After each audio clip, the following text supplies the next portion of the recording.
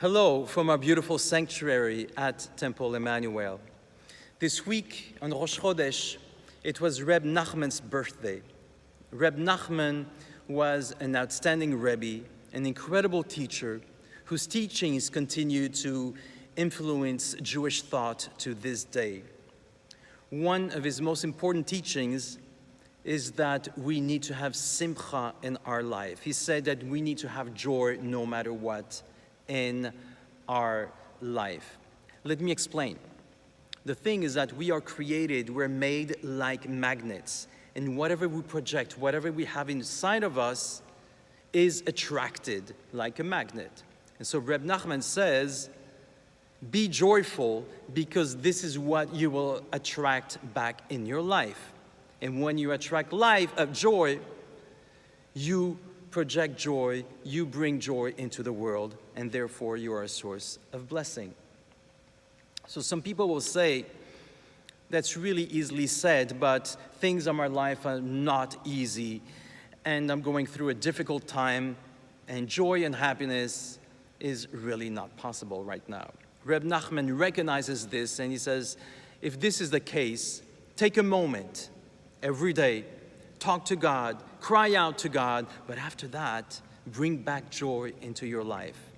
And if it doesn't come naturally, fake it at the beginning, and then it will come. So some of us have a prescription for medication to take morning and night. So this should be our prescription. The prescription would be to laugh morning, noon, and night, no matter what. Fortunately, we have something called YouTube with thousands upon thousands of very, very funny videos.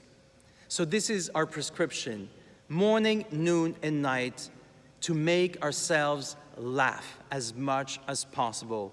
And you will see how joy and happiness will come as a second nature into our life. Let's keep this in mind.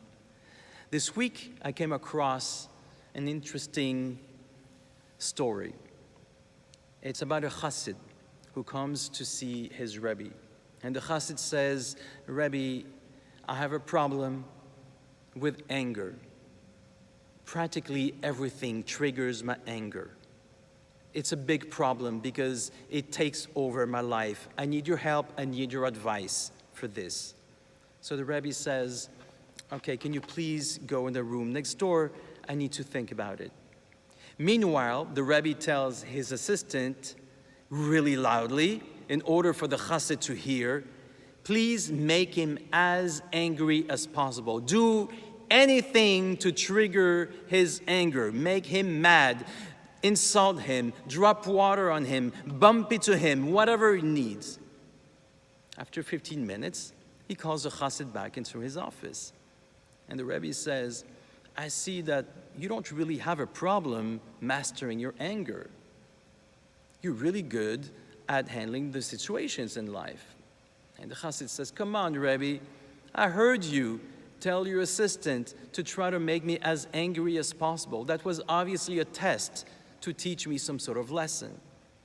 So the Rebbe says, don't you think that whatever makes you angry, whatever triggers your anger in life is really a test from God in order for you to learn the lesson?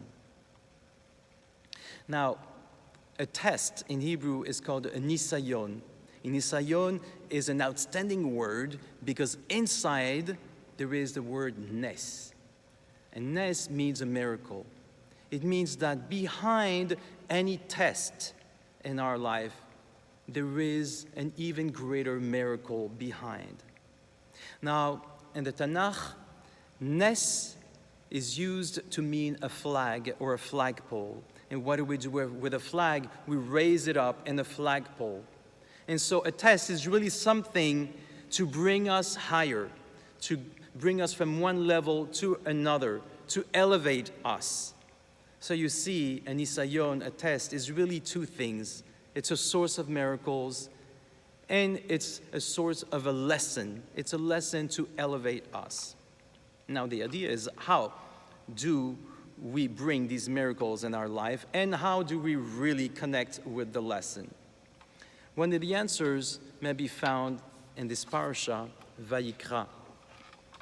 See, Vayikra and the Torah looks like this, Vayikra. And the Aleph is smaller than all of the letters. These are all the letters of the Torah, and the Aleph is smaller. Every single Sefer Torah in the world has a small Aleph on that word Vayikra, in that parasha. So when something like this happens, it stands out, the word stands out, and when a word stands out in the Torah, it's there to teach us something. In context, it says like this, Vayikra el Moshe vayedaber Hashem elav me'ohel moed lemor. And God called upon Moshe and spoke to him from the tent of meeting, saying. And so one of the interpretations is that when God calls Moshe into the tent, God realizes that the divine presence takes the whole space. The whole space is filled with God, and there is no space for Moshe to enter. And so what does God do? He contracts himself. He makes himself a little bit smaller. He makes space for Moshe to come in. He contracts the Aleph in order to make space for Moshe. Aleph, as you know, is the first letter of the alphabet. The numerical value of Aleph is 1, that symbolizes God, because God is one. So you see, the Aleph means that God makes space for Moshe. Now, if God is able to make space for Moshe, even more so, we can make space for God into our life. Maybe this Shabbat, it is what we need to be mindful about, to open ourselves, to make space, to invite God into our own home, into our own life. The question was, how do we connect to the miracles behind a test? How do we learn a lesson after a test? Well, we need to open ourselves to invite God. Because the problem in our life is that it's most of the time mostly about us, about me, about my ego, what I need and what I want. And there is no space for anyone else, let alone God, into our life. And so let us be mindful this Shabbat to welcome God into our life, so that the situation we are going through right now may, at the end, be a source of miracle, and we may grow from it. I wish you Shabbat Shalom.